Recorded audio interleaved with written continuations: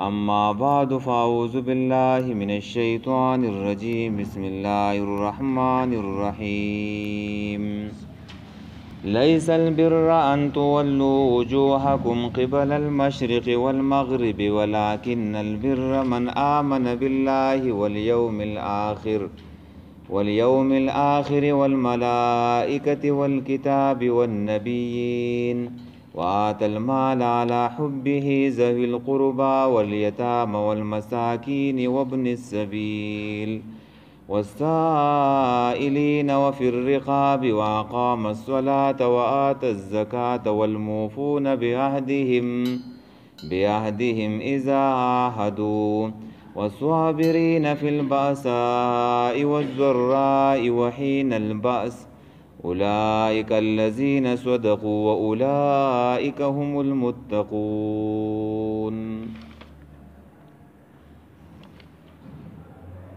دا په قرآن کی جامع آیات ته او دی آیات ټول اصول او فروع راجمع کړل، عقیده او عمل راجمع کړي اعمال. د مخکې سره ربط دا دی چې الله تعالی مخکې په یهودو باندې رد وکړو چې دیو حق پټ کړی دی، نو الله تعالی به د دیو سره خبرې ونه کړي، دا خلک به پاک نه کړي او د دیو دپاره درناک عذاب دی. نو دا یهودیان په دې باندې خفه شو او دا یې وویل چې زموږ خو هم ډېرې نیکۍ دي، مونږ خو اهل بر یو، مونږ خو خاوندان د نیکۍ یو د بر یو. نو قرآن په موږ باندې رد کړو. دا چا وویل؟ یهودیانو. او زمونږ یوه نیکي دا ده چې مونږ بیت المقدس د چې دنو مونځ کوو، دا زمونږ چې دنو نیکي ده او هغه بیت المقدس چې دنو زمونږ قبله ده. نو الله تعالی په دې باندې رد وکړو چې یوازې دا نیکی نه ده، دا پوره نیکی نه ده. د نیکۍ خو چې دنو ډېر زیات کارونه دي، هغې ته چې دنو نیکي ویلی کېږي چې الله تعالی وایي چې هغه زه دلته بیانومه. دا یوازې نیکي نه ده چې تاسو بیت المقدس ته مونځ وکړو، د نیکۍ ډېر کارونه دي او الله وایي زه دلته بیانوم په دې آیات کې. د مخکې سره ربط دا دی. او داسې هم سړی ویلی شي چې کله قبله بدله شوله نو دا یهودیانو، عیسایانو، مشرکینو په دې کې بحثونه شروع کړه، په هر ځای کې به دا بحثو قبله ولې بدل شوه، دی خو بیت المقدس ته مونځ کولو، اوس یې چې دی نو خانه کعبې ته مخ تاو کړو. نو په لاره کوڅه کې و، په جومات کې، په هر ځای کې به دا بحث و. نو الله تعالی د دیو دا بحث هر څه چې دی نو ختم کړله چې تاسو ټول دین دې ته وایئ چې چا مشرق ته مخ کو، مغرب ته مخ کو، یوازې دین دا دی، یوازې مونځ کول دین دی. په دین کې خو چې دی نو ډېر شی کارونه دي، یو خبره هم راټینګه کړله، نور ټول دین هم چې دی نو هغه هم پرېښی دی. نو په دې کې چې دی نو د هغه خلکو دا باسونه الله تعالی چې دی نو په دې آیات کې چې دی نو ختم کړله چې دا کارونه په چا کې یي، نو اصل بر او اصل نیکۍ والا خلک چې دی نو هغه دا دي. او عبدالله ابن عباس هغې ویله چې په دین کې صرف مونځ کول چې دی نو دین نه دی، صرف مونځ کول یوازې دین نه دی، چې سړی یوازې د مانځه خبره کوي، بلکې په دین کې چې دی نو ډېر اعمال دي چې سړی هغه وکړي نو هله به پوره نیکوکار چې دی نو هغه به جوړ شي، چې نور کارونه چې دی نو هغه وکړي پوره نیکوکار به هله جوړ شي. نو په دې دور کې هم په دې امت کې هم څه خلک شته، څوک به یوازې د مانځه خبره کوي نو هغه به دې ته چې دی نو ټول دین ویو، څوک به یوازې د جهاد خبره کوي نو هغه به ټول دې ته چې دی نو دین ویو. تاسو دا مجاهد چې کله راشي په دې جماعت کې تقریر کوي که نه، ته به وایي چې ټول دین چې دی نو دې راټینګ کړی دی. هلکه ته په ټول دین عمل نشي کولی یو شعبه دې راټینګه کړله او علما او ملیان به ورته سم نه ښکاري یو شعبه تا راټینګه کړله یو چې دی نو علم وال راټینګه کړله نو په پوره دین باندې څوک عمل کولی شي په پوره دین باندې یو امیر المؤمنین عمل کولی شي نور پیس څوک نشي کولی امیر المؤمنین څنګه غله چې دی نو سزا ته ورکولی شي نشي ورکولی دا څوک ورکوي امیر المؤمنین خلیفه نو ته به څه کې ته به هغه مضبوطې ته به هغې ته دعاګانې کې د هغه مرسته به کې نو هر سړی په خپله شعبه کې چې دی نو لګیا دی خام نو څوک چې په خپله شعبه کې لګیا دی نو دا به ځان ته وایي چې ما یو شعبه راټینګه کړله پوره دین باندې زه عمل نشم کولی نو چې څوک دا کارونه وکړي نو هغه به پوره نیکوکار چې دی نو هغه جوړ شي ښه دا آیات جامع دی دا په دې کې راکمې خبرې دي په دې باندې په ګنټو بیان کېږي خو موږ مختصر وایو ګوره لیس البر نه د پوره نیکي ان تولو چې تاسو واړوئ وجوهکم مخونه خپل قبل المشرق په طرف د مشرق والمغرب او په مغرب د مغرب دا الله تعالی ګوره مثال ذکر کړی دی مثال دی چې یوازې چې دی نو نیکي دا نه ده چې تاسو د قبلې بحث کوئ اصل نیکي دا ده چې سړی د الله تعالی حکم ومني اطاعت وکړي چې الله وایي چې مشرق ته مخ کوي موږ مشرق ته مخ کوو چې وایي مغرب ته مخ کوي چې مغرب ته به مخ کوو نور په دې سمتونو کې چې دی نو څه نشته دی نه دغه مقصد دی اصل مقصد د الله اطاعت دی د الله حکم منو دی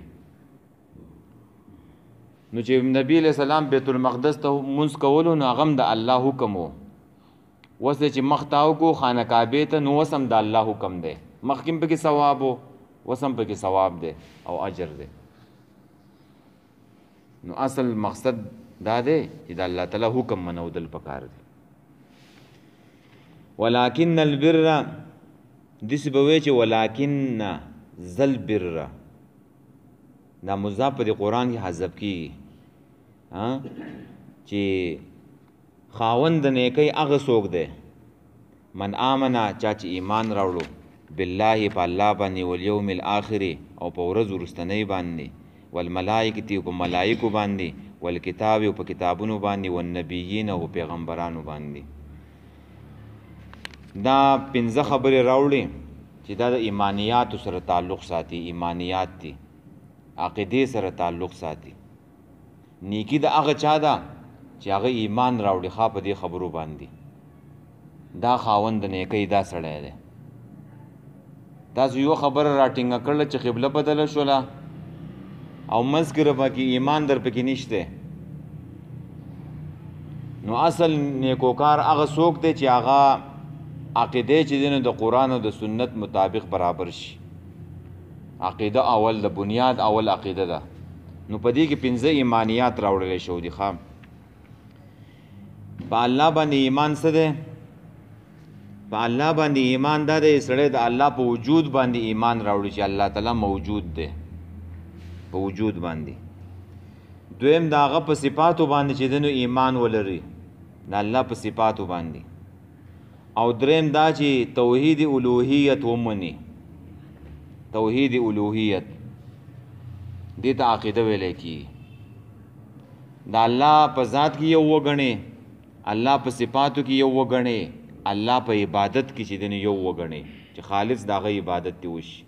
دا توحید دی او که د الله سره په ذات کې څوک شریک کو په صفاتو کې دې څوک شریک کړه یا د الله صفات بل چاله ورکړله مخلوق لله نو دغه د الله سره شرک دی او شرک الله تعالی نه بخي نو بنیادی شی چې دی نو اول څه شی عقیده ده په الله باندې ایمان راوړي والیوم الاخر په ورځ وروستنۍ باندې د آخرت په عقیدې کې به هم درې خبرې چې دی نو بنیادی یاد ساتي اوله خبره به دا یاد ساتي چې دا دنیا پانی ده دا به ختمیږي دویم او پکې د آخرت په عقیدې کې به دا خبره یاد ساتي چې د انسانانو بحث به کېږي، بحث د انسانان به دوباره الله تعالی را پورته کوي. او دریم به پکې د آخرت په عقیده کې دا خبره یاد ساتي چې الله تعالی به حساب کوي. حساب دا بنیادی خبرې د آخرت په عقیده کې. نو به الله تعالی له چې دن ورزو هغې ته مخامخ کیو. وبالآخرة هم یوقنون، اول سره کې تېر شوی مؤمنان هغه دي چې دوی په آخرت او په ورځ وروستنۍ باندې یقین لري. یقین څه ته وایي؟ چې ته په یو سترګو باندې یو شی وینې او په هغې د یقین راشي. نو داسې یقین او پې ساتې لکه تا ته چې د آخرت د جهنم او دا جنت چې نو په سترګو ورته ښکاري، چې دا یقین پیدا شو بیا هر څه برابر دی. وره هسې د خلکو یقین نه دی جوړ په دې باندې. صحابو یقین جوړو د هر څه به ورته سي جنت او جهنم به ورته مخامخ ښکارېدله. بیا سړی غلط کار نشي کولی، ګناه نشي کولی، پردی حق نشي والی. آخرت یې مخې ته دی، په الله مخې له به ورځي. والملائکة او ملائک،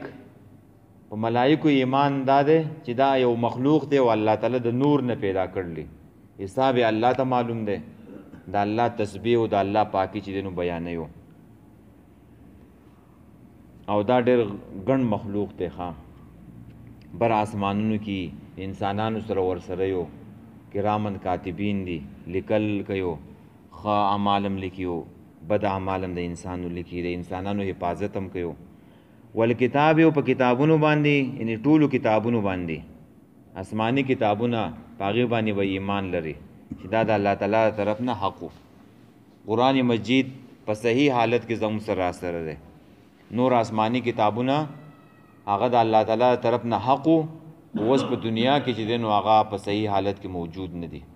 یو صرف قرآن دی. والنبیین او په پیغمبرانو باندې، ټول پیغمبران الله را لېږلي د انسانیت تر د هدایت لپاره. ټول پیغمبران حق دي او ټولو پیغمبرانو د الله تعالی دعوت هغه چې دی نو خپل قوم ته چې دی نو ورکړی دی. دا څه شو؟ دا عقیده شوه. وس اعمال دي، اعمال. وآت المال، ورکی مال علی حبه، سره د محبت د هغې نه، ذوي القربه خپل خپلوانو ته. مال ورکی سره د محبت د دې مال سره. دا هو ضمیر ام الله ته راجع کېږي او ام چې دی نو دې مال ته راجع کېږي. داسې انسان بنئ چې د هغې د مال سره محبت نشته. دا مال ته مال ځکه م وایي چې دا مایله دی، سړی ورته مایله یو. د هر سړي د مال سره محبتي، خو د دې محبت باوجوده چې دی نو هغه ورکوي، خرج کوي. ګوره د انسان دا جبې نه دی، دا خپل جبو دا هم دې زړه طرف ته کړی. ځکه چې دا جب کله ډکې د انسان او پیسې پکې، دا زړه خوشحاله یو. او چې کله اوسه پیسې نه جو بیا خفه یو. نو د هر انسان د مال سره محبتي، خو د دې مال د دې محبت سره چې دی نو خرج کوي چاله ذوي القربه خپلوانو ده، چې خپلوان یو غریبانانی، اول حق د هغوی دی. په دې کې تا 2 ثواب وګټله. یو دی چې د صله رحمۍ ثواب درته ملاو شو، او بل د انفاق فی سبیل الله چې مال دې خرج کړو. خپل له څه ورکول په هغې کې ډبل اجر دی. او الیتامه، یتیمانانو له ورکړي. یتیم چاته وایي؟ یتیم هغې چاته وایي چې پلار یې مړ شي او دا ماشوم نابالغه یو. چې کله دا ماشوم بالغ شي بیا ورته یتیم نه ویلی کېږي. چې کله نابالغه وي نو دغه یتیم دی. د دې سره ښه کول، د هغې پرورش کول، د هغې ښه تربیت کول، دا هم د جنت داخلېدو سبب دی چې څوک د یتیم سره ښه وکړي. ځکه چې پلار یې نشته، ماشوم دی، بې سهاره دی، څوک یې چې دی نو دغه نشته، د مال د ګټې وټې. والمساکین، او مسکینانو له ورکړي. مسکین د سکون نه دی، یعنې په آرام باندې یو ځای کې ناست دی او څه ورسره نشته. او هغه مسکین دی چې هغه ډېر په مشکل سره چې دی نو د بیګا او سبا رزق چې دی نو پیدا کوي. او سوال نه کوي په سوال ورته ځان بدې ښکاري نو قرآن اول د مسکین خبره کوي ها مسکین له به ښه ورکې مال وله ورکه ډوډۍ وله ورکه رزق وله ورکه مسکین دی خلک چې ورته په سپینه جامه کې چې دی نو غریب ویو سوال نه کوي غریب خو بس هغه مسکینی وابن السبیل او بل چې دی نو د لارې زوی د لارې زوی څوک دی مسافر ابن زوی ته وایو سبیل لارې ته وایو د لارې زوی مطلب مسافر دی اگر که په خپله علاقه کې چې دی نو هغه مالدار دی خو ستا علاقې ته راغلی دی او مسافر شوی دی څه ورسره نشته نو د هغې سره ښه وکړه او میلمه پکې م راغی میلمه چې دی نو راغی هغه هم مسافر دی نو د هغې سره هم چې دی نو ښه وکړه ډوډۍ وله ورکړه بستره وله ورکړه خوراک وله ورکړه والسائلین او سوالګرو ته ورکړي دا مال سوالګري تاسو پیژنئ چې هغه سوال کوي په دې لارو کوڅو کې ناستي په بازار کې ناستي نو سوال خو ښه کار نه دی او د سوال نه خو من راغله چې یو سړی د بیګاو د سبا او بیګا رزق مومي نو که هغه سوال کوي نو دا سوال حرام دی د دې سخت وحیدات راغلي د قیامت په ورځ به د دې په دې مخ پسې دا غوښې چې دی نو نه یو تشه ډانچه وي دا مخې په دنیا کې خپل مخ زخمی کوو نو په آخرت کې به پسې دا غوښې نه یو او چې سړي سره د بیګاو د سبا رزق نه یو نو هغه سوال کوي نو خیر دی صحیح ده او چې سړی د ولږې نه مړ کېږي او څه ورسره نه یو نو بیا خو پې لازم ده چې سوال به کوي بیا خو پې فرض ده نو بعضې علما ویل دي چې سوالګرو له پیسې ورکول دا جایز نه دي خو بعضې علما دا وایي چې د الله په نوم مې دنه سوال وکړو د الله نوم یې درته یاد وکړو نو د الله د دې نوم د دې عزت د وجې نه وله چې دی نو ورکه او دا ناشنا کسان نه ہوتے چې پیژنې نه پیژنې نو هغې له ورکول نه یې پکارو کم چې په بازارونو کې هغه اکثر چې نو ډېر زیات مالدار وي د هغوی چې ته تپوس وکړې ډېر مالدار ګاډي هم ګرځي او غټ کورونه یې وي بنګلې یې ودرولي وو نو چې ناشنا کسي او ستا نه وغواړي نو هغه غوره دی د خپلې محلې د خپل کلي هغه ته پیژنې چې واقعي دا سړی غریب دی هغې له زکات هم ورکوه هغې له چې دی نو صدقې هم ورکوه د هغې سره ښه سلوک کوه وفي الرقاب او په آزادولو د سټونو کې په دې کې دا مال خرج کا غلامان چې دی نو آزاد کا غلامان پخوانه زمانه کې غلامان چې دی نو هغه به خرڅېدله وینځي به وي نو هغه به یا به ورته مالک وویله چې ته ماله دومره روپۍ راوړه چې زه دې آزاد کړمه نو چې ته پیسې راوالې او دغې غلام له ورکړې چې دا دې مالک له ورکه او ځان پې آزاد کا یو دغه طریقه ده او بل چې دی نو هغه د مالک نه چې دی نو په پیسو باندې واخلې چې دا آزاد کا چې ځي خپل ځان نه چې دی نو ګرځي او په وس زمانه کې چې دی نو غلامان داسې دي چې یو سړی په قرضو کې چې دی نو نښتی دی قرضونه پې چې دی نو اوښتي دي نو دغه هم غلام دی ګوره دغې له پیسې ورکه چې ځان د دې پردي قرض نه چې دی نو آزاد کړي یا کمپنیانې دي کمپنیانو چې دی نو بند کړی دی غریبو رانیولی دی تنخوا وله چې دی نو کم ورکوي او داسې دی لکه غلام نو هغې له چې دی نو پیسې ورکوي په دې باندې چې دی نو ځان آزاد که نو په دې کې غټ ثواب دی واقام الصلاة او قایم کې منځو اوس پکې د مانځه خبره راله وآت الزکات او ورکې زکات مونځ چې دی نو قایم کی ادا یې نه کی قایم یې کی ادا کول دی ته وایي چې بس ادا دې کو نو ټیم و که ناټیم نه و په جماعت کې و که بل ځای کې و خو بس مونځ یې ادا کو قرآن وایي واقام الصلاة قایم یې کی په اول وخت کې قایم کی، په جمع سره وکي، په شرایطو سره وکي، سنت او نوافل په پسې وکي، دې ته اقامت صلات ویو. لازم خلک وای یا خلک سنت نه کوي، وای سنت نه کوي. نو د الله رسول صفا ویلی من رغبان سنتي فلیس مني، څوک چې زما سنت پریږدي زمانه نه دی کنه، وای زمون نه دی. د الله رسول وایو سنت پر خو د به چار اوستي دي، دا بیګار جوړ کړی دی. ټول منځ بکې د دنیا په کار کې نستړی کېږي، منډې وهي په دنیا پسې، او د مانځنه دی چې دنو بیګار جوړ کړی دی، راځي او ټک او ټوک او بیا چې دنو منډه. داسې به نه کوي، بیګار به نه جوړوي. بیګاري انسان د الله بدي شي. خو په مینه سره، خو په محبت سره، خو په توجه سره چې دنو د الله بندګي پکار ده. وآت الزکات، ورکي زکات. مخکې به د مال خبره تیره شوله، اوس به کې زکات راغی. دا اوس پرزي و مال لیخه، مخکې خو نپلی و.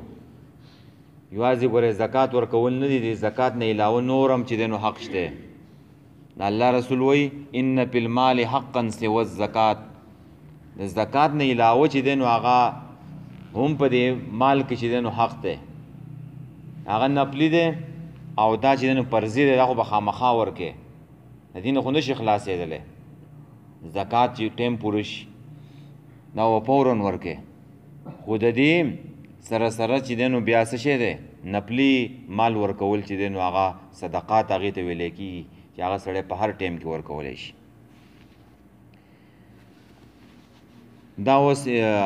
اعمال او عباداتو. والموفون او پوره کوونکي د اخلاق هم ورته وی او که معاملات ورته وی. والموفون او پوره کوونکي بعهدهم وعدو خپلو لره اذا عاهدو کله چې وعدې وکړي.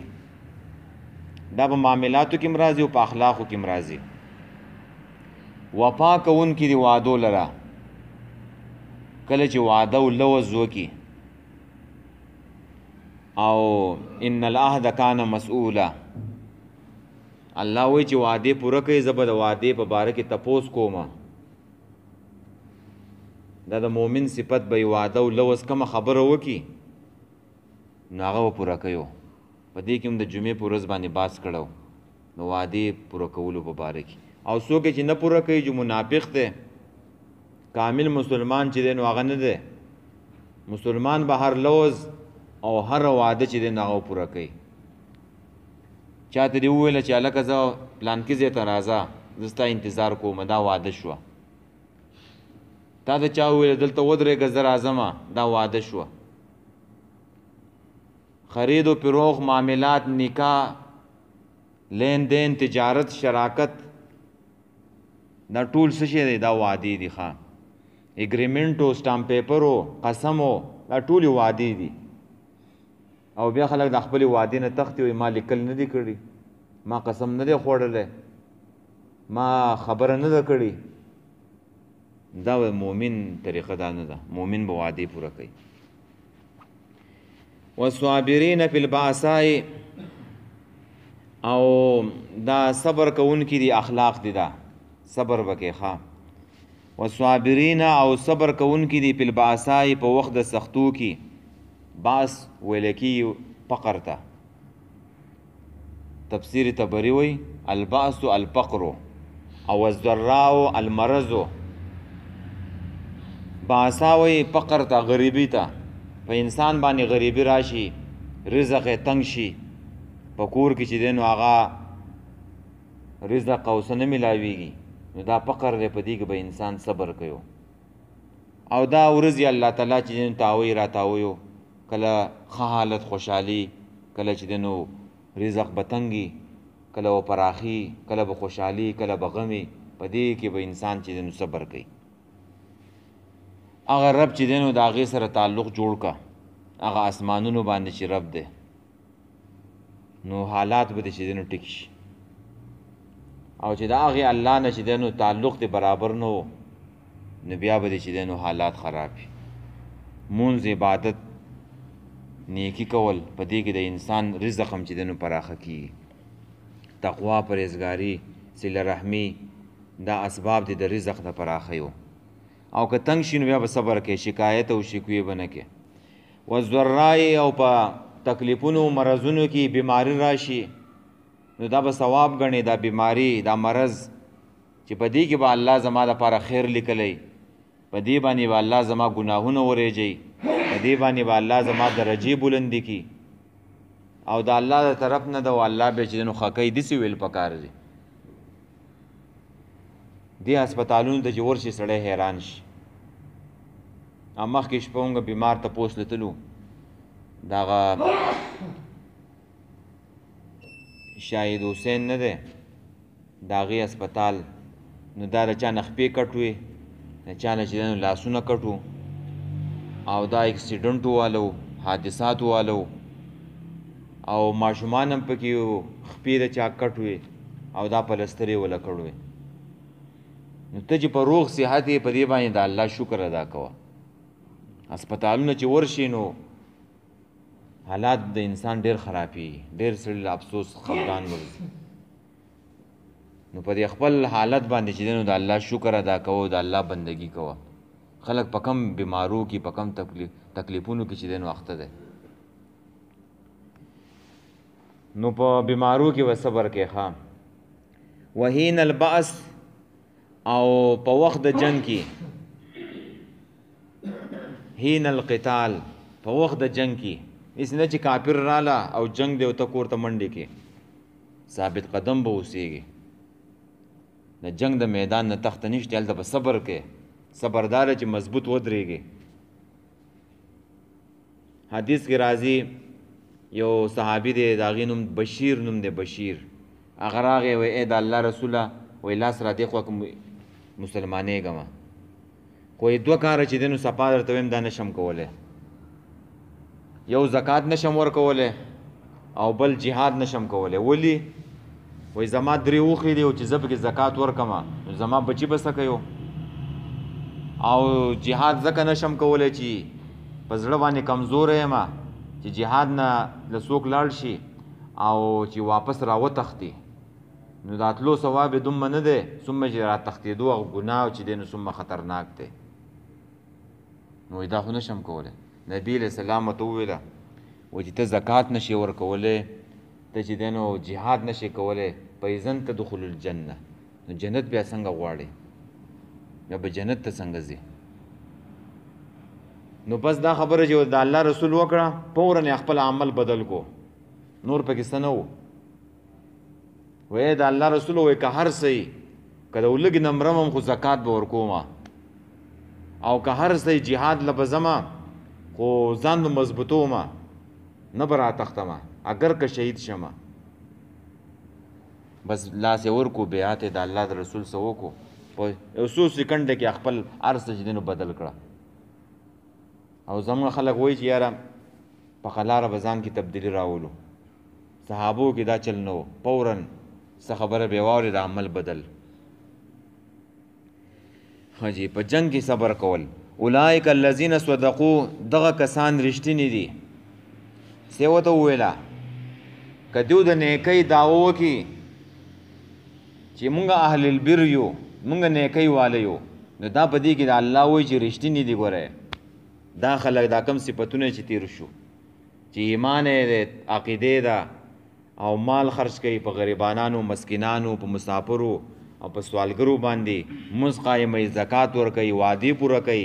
صبر کوونکي دي په وخت د فقر کې په وخت د مرض کې په وخت د جنگ کې که دا کسان ووایي چې مونږ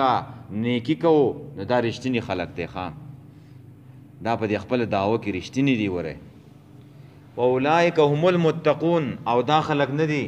دا ګوره پرهیزګاران دي دا متقیان دي زم دا خلک وایي یاره وایي تقوا جامې دي د تقوا جامې نشته چې یو خاص وردي به اغوندې نو ته به چې دی نو بیا متقي شي دا کارونه کوه غټ متقي یې اولئک هم المتقون واولئک هم المتقون دا متقیان دي دا پرهیزګاران دي د تقوا جامې نشته چې خلک به یې کالرې زوته یو څوک پکې چې دی نو څلور ګوټې لمنې و څوک چې دی نو غټ لسټونې و دا تقوا ده څوک جبې و قبې و پلانکي کې چې دی نو غټه تقوا ده تقوا یې پسې کې ده په لباس کې ده او قرآن تقوا څه ته وایي دا کارونه چې څوک وکړي دې ته تقوا وایي نو دا کارونه کوه نو ته به غټ متقي شي